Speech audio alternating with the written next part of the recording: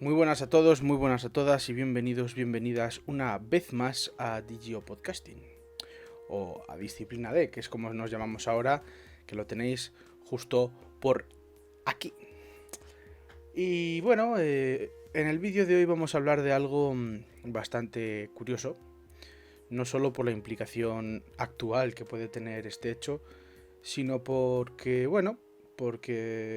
surgió de una manera curiosa, sobre todo si hablamos del nombre de esta palabra y de este concepto. Estamos hablando del ostracismo. El ostracismo surge en la antigua Grecia, es un método que tenía el pueblo para poder quitar del poder a los tiranos o a los políticos que, pues bueno, que al pueblo no le convencían o no le gustaban. Por otro lado, tenemos que saber que a pesar de que eso fuese así, tiene un sentido de la palabra un poco más cómico o más irónico, debido a que, bueno, a la hora de votar se utilizaban, bueno, pues unos pequeños cascotes, unos pequeños pedazos de cerámica en los que se escribía el nombre del político al que se quería eliminar.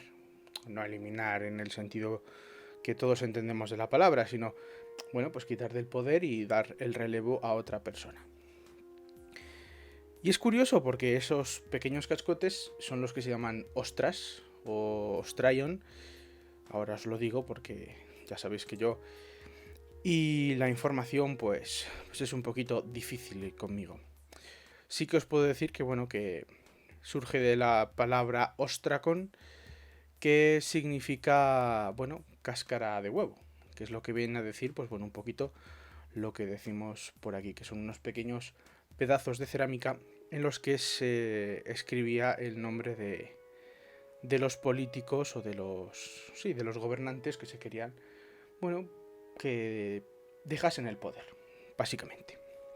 ¿Y cómo influye esto a nuestros días? Porque siempre pensamos, no, es que la antigua Grecia quedó muy atrás y bueno, nosotros hemos evolucionado mucho. Bueno, yo os puedo decir que me sorprende, por ejemplo, un hecho muy llamativo, que es porque en la antigua Grecia se esculpía y se pintaba con tanta precisión, y posteriormente surge el románico.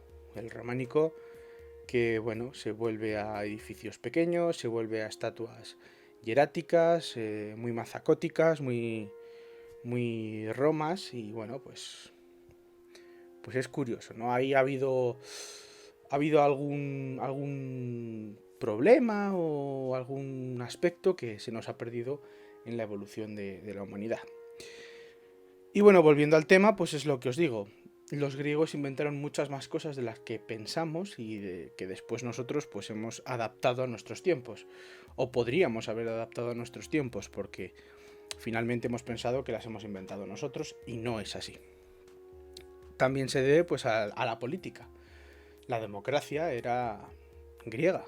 Era la democracia de Atenas, la democracia de las polis griegas y posteriormente pues vino el feudalismo, que puede ser como una especie de paso atrás. Entonces, pues bueno, si hablamos concretamente del ostracismo, hoy en día se habla de ostracismo cuando un miembro de un grupo político o de la política en general es apartado y o se le deja a un lado o se le echa para, bueno, pues porque no gusta, porque no apetece que esa persona esté ahí.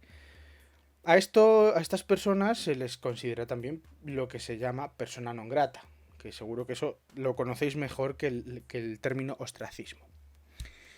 Y ahora pienso, ¿nos viene bien a nosotros poder ejecutar en una democracia, supuestamente, que es como estamos, poder ejecutar este tipo de, no sé, de ejercicio político, ¿no? Que es el ostracismo? Escoger a una persona que no te apetece y a través de unos votos también se le quita de ahí. Es un derecho que tenía el pueblo griego. Nos, nos podría interesar a nosotros, ¿no? O tal vez es un poquito más incómodo volver a recuperar ese método político que tenían los griegos, porque claro, interesa que manden unos pocos, no que mande todo el pueblo. La democracia manda a todo el pueblo. En la oligarquía pues mandan unos pocos. Y esto entra a colación, por ejemplo, de lo que está pasando estos días, que no era mi intención hablarlo en este podcast, pero bueno, yo creo que es un tema de actualidad, nunca mejor dicho. Estamos hablando de la libertad de expresión y se está poniendo un poco en cuestión lo que es y lo que no es libertad de expresión. Yo en estos días he estado dándole un poco unas vueltas, no solo con todos estos disturbios que está habiendo por la encarcelación de un rapero, sino por otras cosas que han sucedido. Pues yo fui a una exposición, a ver una exposición y bueno, pues en esa exposición había arte muy polémico, bueno, arte, había objetos y había performances un poco polémicas y que no gustaban a todo el mundo. Pero que esto ya lo hablaremos en otro podcast, probablemente el siguiente. Hay que saber, lo primero, entender, lo segundo, comprender, y lo tercero, ya si quieres o no, puedes compartirlo o no, que no estás obligado. Entonces, bueno, eso por un lado, con la libertad de expresión, pues podemos decir que, bueno, que está un poco el tema en el aire, ¿no? Porque bueno, es que si la libertad de expresión es poder decir de todo y poder hacer de todo sin que tengas ningún tipo de represalia, pues por ejemplo, sabemos todos que la libertad de expresión se va a pisar con la de... Vamos, mi libertad de expresión se estaría pisando con la de al lado, con el de la persona que tengo al lado, ¿no?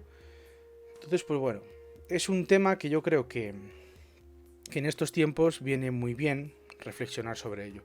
También os diré una cosita, solo como un detalle.